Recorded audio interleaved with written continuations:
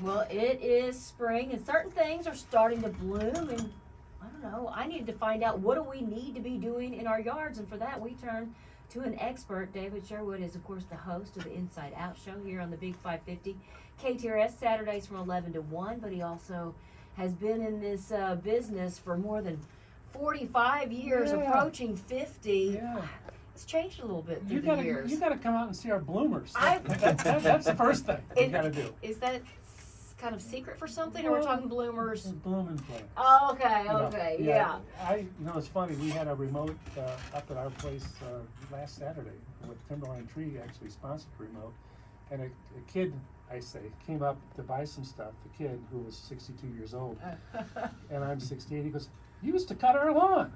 And I used to cut his lawn when I was 13 years old. Are you kidding? Yeah, and I used to cut his lawn, and he had acre lawn for $5. And I've never in a million years thought I was going to be in the plant business. I was a swimmer, I was a cook, I went to college at UMSL and studied in business management, and I did a thing on separate pizzas, make pizza crust, pizza sauce, this, that, and the other thing, put it in the refrigeration department and sell all the components separate, and that was how I got my straight A's in college. And then all of a sudden I got into this business kind of by accident, running a tropical plant store called Exotica Limited. It used to be in Plaza Frontenac, where Passport Luggage used to be, and now I think there's a bank or something there. So. Wow. Interesting. I mean, when you delve into stories of people and their backgrounds, a lot of times you encounter that where what they have done for a good chunk of their lives professionally had nothing to do with what they thought they were going to do, what they studied. And it's all the butterfly effect. We were just talking this customer of ours, Mrs. Bacula, who was Scott Bacula, the actress. Oh. She was my neighbor. She looked at this little fat kid and said, "You need to get on the swim team." So she put me on the swim team.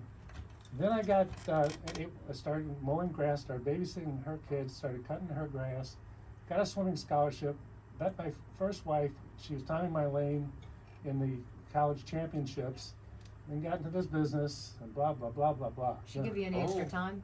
Well, she was a little fast on that. If you babysat her kids, does that mean that sometime you were Scott Bakula's babysitter? Well, I was actually, he's about my same age, but he was always at acting classes and things. Even then. And he would have to be doing things, and he has a couple younger siblings, and I would kind of be there till he got home, but he'd be home, and I wouldn't leave until Mom and Dad got home. Yeah. How about that? See, we hear this guy every weekend, and I had no idea. Right?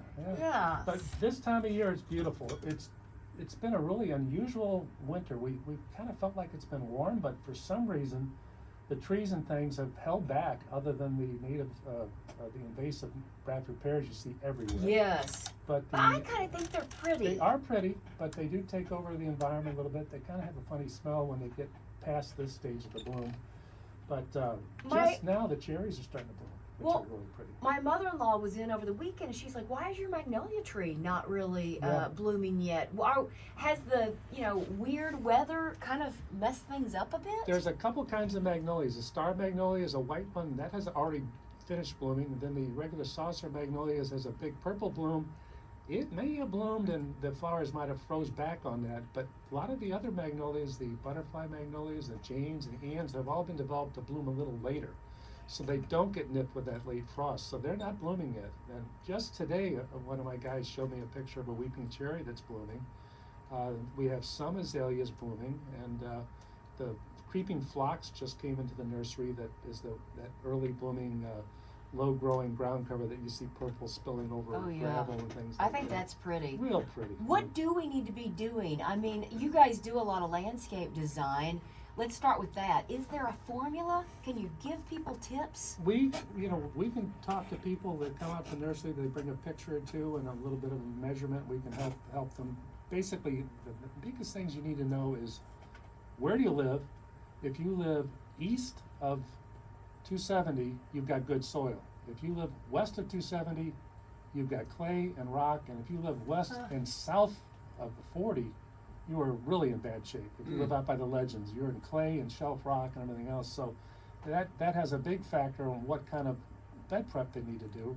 If the plant needs to be planted high, if you have to add a lot of compost from St. Louis composting. If you're east, Kirkwood, downtown, you have a whole different ability to grow things that are less hardy in our area, you've got good deep soil, and your exposure. Do you have morning sun or afternoon sun? We can tell you a lot just with those answers. So. Can you take a walk around a neighborhood and point out certain things, and if it's growing well in a neighbor's yard, it should grow well in yours? Pretty much that is a good rule of thumb, particularly if you're on the same side of the road. Like if you're the azaleas that are blooming right now, if that neighbor is facing east and you're facing east, you're good. If you're facing west, you're not going to be able to grow shade-loving plants like rhododendrons and azaleas and things of that sort. You know, so.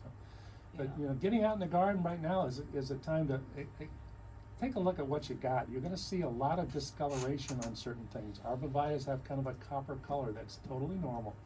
Some of the hollies have defoliated and maybe have some discoloration on the leaves. Everything needs at least a month to push new growth and to let you know whether or not the tree is going to survive or not. So